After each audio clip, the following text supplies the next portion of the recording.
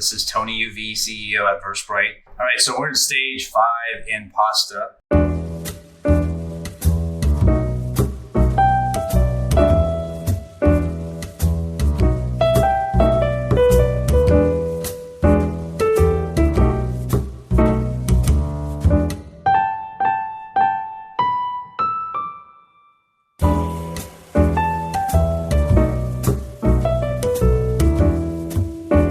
We just finished stage 4, threat analysis. Stage 5 is vulnerability analysis. Here we're trying to understand what vulnerabilities could map to our threats that we've identified in stage 4 that could actually give way to the objectives not being met in stage 1 from being fulfilled. So let's look at a metaphor with pasta. So in front of me, I've been rolling this pasta dough for a little bit, and we think about, vulnerabilities in what could go wrong in cooking, what could go wrong in making pasta. You could maybe spend not enough time in having rolled the pasta dough, the actual dough, and you could have spent more time maybe having a breach that we talked about before, where, you have the eggs going through the walls of your flour. So the metaphor here is, we have ingredients that we've brought into making pasta, the flour, the eggs, etc. But there's things that could go wrong in the whole pasta making process. Similarly, in your application, there's a lot of things that can go wrong as you're developing software, as you're deploying software, as you're engineering infrastructure and configuring the environment. So those are some examples where things can go wrong just purely from a configuration or code weakness or code flaw standpoint. In addition to that, you have things that could go wrong with things that you didn't even author as a software engineer or as a developer. You might, for example, get third-party software. And third-party software might be like this egg. And if the egg basically had some sort of integrity flaw, then it might not be good to mix into your product that you're actually trying to build.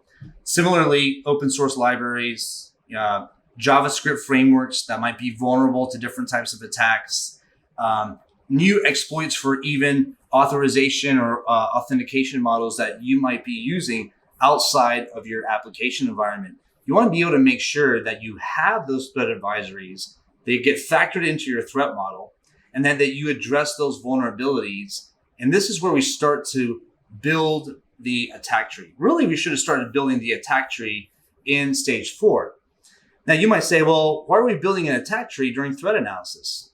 The attack tree is an output that basically maps in a tree-like format what is the top threat that we're concerned about, and what is the ingredients that we enumerated in stage 2 that could be affected. Maybe those ingredients have vulnerable software. This is what stage 4 is about.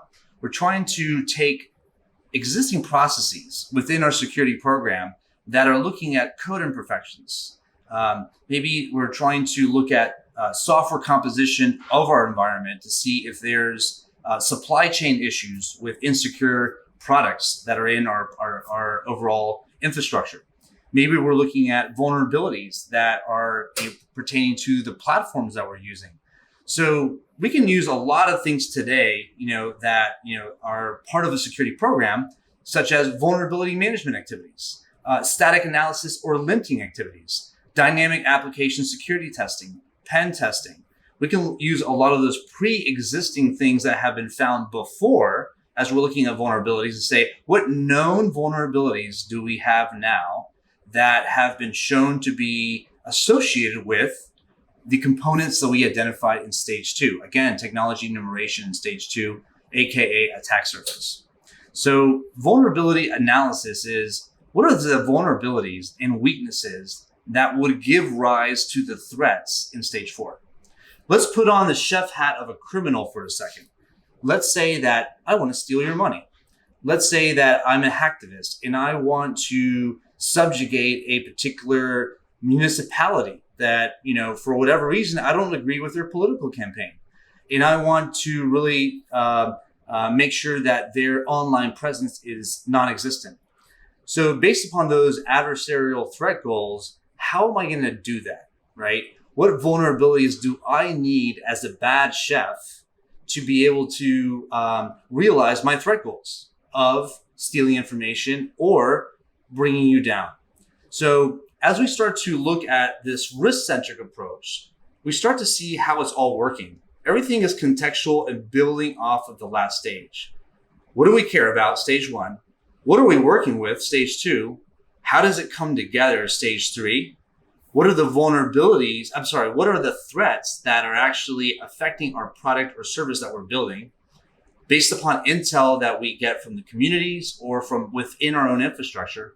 And then what are the vulnerabilities in stage 5 that map to those threats that will give way to those threat goals? So stay tuned now as we start to build out this threat tree. The threat tree right now looks like a parent node of a threat affecting a component as the underlying layer. And then now we have these layers of vulnerabilities. What are the vulnerabilities that are affecting those components within our application environment, our software? And then as we go into stage 6, this is where we get a little bit more hands-on by attacking the application or having someone attack the application to see if there is some level of viability of bringing a website down for a particular municipality or stealing information for a fintech application software product. So stay tuned for stage 6. We're going to dive further in. We're going to build out further our attack tree. And by then, this big flattened piece of dough will start to look a little bit more as cut up strips of delicious pasta.